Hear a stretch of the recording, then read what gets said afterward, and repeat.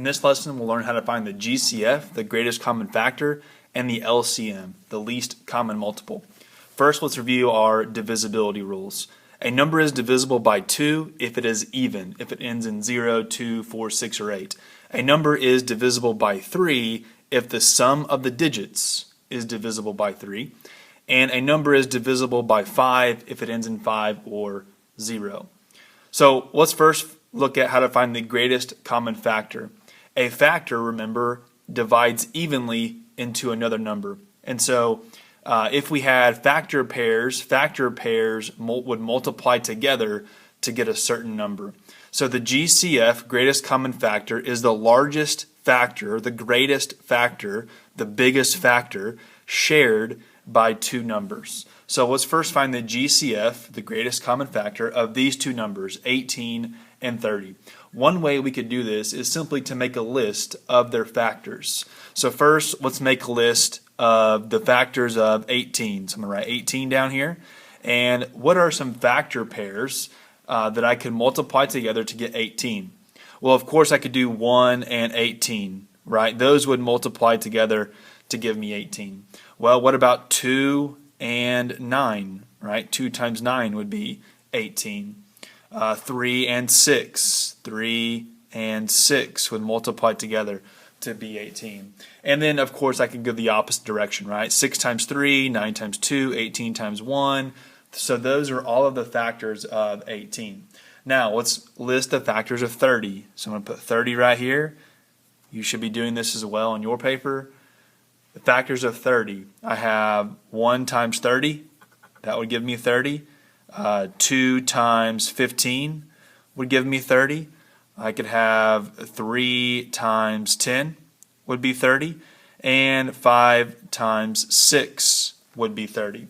And of course I go the opposite direction as well, right? 6 times 5, 10 times 3, 15 times 2, and 30 times 1. So here are my factors of 18 and 30. And if I want the greatest common factor, I want the biggest number that they share, the biggest factor that they share, the biggest factor that they have in common. Well, here I can see they have 1 in common, 2 in common, 3 in common. They also have 6 in common. So far that's the biggest one. Do they have any more in common? No, they don't. Right? So this number right here, 6, is the greatest common factor. I would say GCF equals 6, right? Now, a quicker way to do this would be to use what's called the ladder method. And so what you would do to use the ladder method is the two numbers you're trying to find the greatest common factor of, you would write side by side. So let me do this in a different color here. The ladder method, we have 18 and 30. Write those side by side, and we'll draw an L for ladder. Okay, now, what is a common factor between 18 and 30? Well, you could say 2, right? And this is where our divisibility rules come into play. 18 and 30 are both even, and so I know that 2 is a factor of both those numbers because they're both even numbers. So I can pull out 2. Okay, then I think to myself, 2 times what would be 18? Well, that would be 9, right? 2 times 9 is 18. 2 times what is 30? That would be 15. If I didn't know, I could always do the inverse of multiplication, which would be division. I could do 30 divided by 2, which would be 15. Okay. Now, I look at these two numbers, 9 and 15, and I ask myself, do they have a common factor? And they do. They're both divisible by 3. And because they have a common factor, I make an additional ladder, and I pull out that common factor of 3. 3 times what is 9? That would be 3. 3 times what is 15? That would be 5. Again, I ask myself, do 3 and 5 have a common factor? And they don't, other than 1. And if the common factor is 1, there's no need to pull it out. Okay, so 3 and 5, only common factor is 1, and so we don't continue to make ladders. We're done making ladders. Now, to find the GCF, the greatest common factor, what I do here is these numbers over here on the side, I make a box around them, like this. I make a box around them, and I multiply those numbers together. So 2 times 3, that would give me 6, which is the same thing I got whenever I made a list. The ladder method is a quicker way. to find the greatest common factor, okay? So you pull out any factor. It does not have to be a prime factor. You could have pulled out 6 right away because 18 and 30, of course, have a common factor of 6. So you could have done that right away, or you could just use your divisibility rules and multiply these numbers straight down on the left side, okay? Next, least common multiple. First off, a multiple is a product of a number and a whole number, okay? So it's the smallest multiple that two numbers have in common. It's the least common multiple, the smallest multiple that the two numbers have in common. Again, one way to do this is to make a list. I can make a list. If I want the LCM of 3 and 4, let's make a list of the multiples of 3. So 3 times 1, that would be 3. 3 times 2, that's 6. 3 times 3 is 9. As you can see, I'm counting by 3s. So 3, 6, 9, 12, 15, and so on. I could keep going.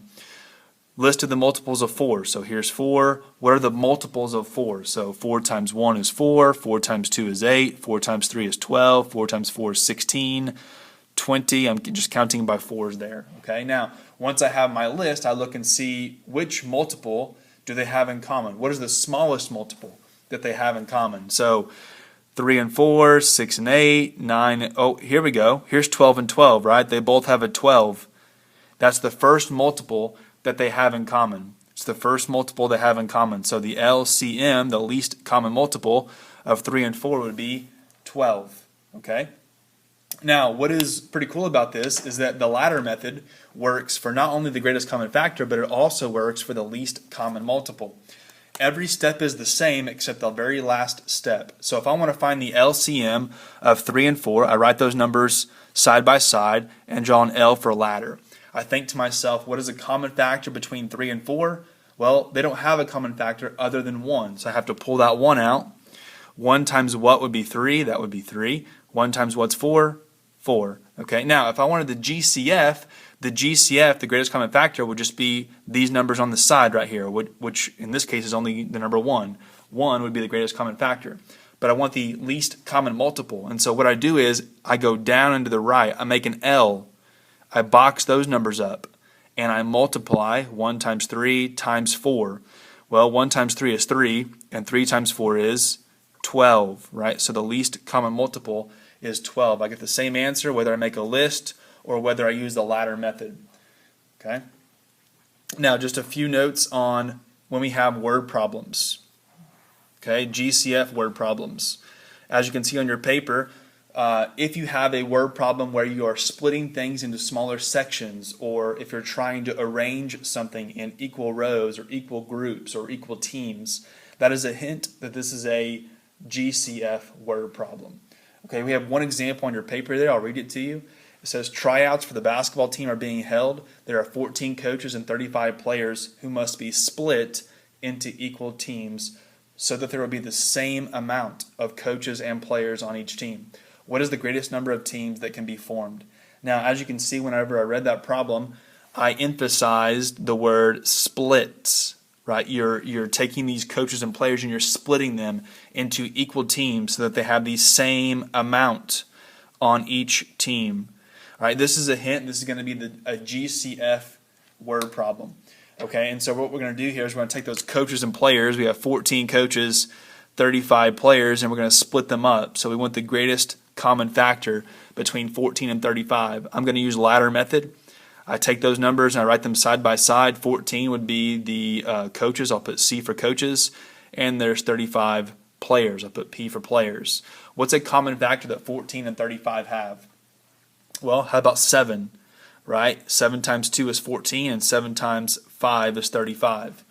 2 and 5 don't have a common factor other than 1, so I'm done making ladders. And if I want the GCF, I just go straight down. There's only one number. That's 7. And so 7 would be the greatest common factor. Okay, now let's make sense of this in terms of the problem. It says, what is the greatest number of teams that can be formed? And so what this greatest common factor tells me is that there can be 7 teams formed. 7 teams. Now, the problem does not ask this, but what if it asked you how many coaches and players would be on each team? Well, the ladder method already tells me that. This number, the greatest common factor, tells me how many teams, and then This tells me how many coaches, 2. So there would be 2 coaches. And this number tells me how many players on each team. There would be 5 players on each team, right? 7 teams with 2 coaches and 5 players. That would give me 7 times 2, that'd be 14 coaches. That's what I had. And 7 teams of 5 players, that's 35 players. And so I have successfully split these coaches and players up into the same amount on each team. Okay, now LCM word problem. As you can see on your paper, it says, do you have an event that repeats over and over? So, do you have an event that repeats? Something that repeats. Are you trying to figure out when something will happen again? When something will happen again. That's a key word, right? That tells you, things like these are going to tell you it's an LCM word problem. So the example on your paper says, 2 lights are turned on at the same time. One light blinks every 5 seconds, and the other light blinks every 9 seconds. How often do the lights blink at the same time? Okay, now, do you have something repeating in this problem? You should say yes, right? These lights, it blinks every 5 seconds, and the other light blinks every 9 seconds. So this event is happening over and over again, and you're trying to figure out when will they blink at the same time. And so this is an LCM, least common multiple word problem. We want the LCM of 5 and 9 because one light blinks every 5 seconds, the other light blinks every 9 seconds. So I'm going to use a ladder method, write them side by side, draw an L for ladder.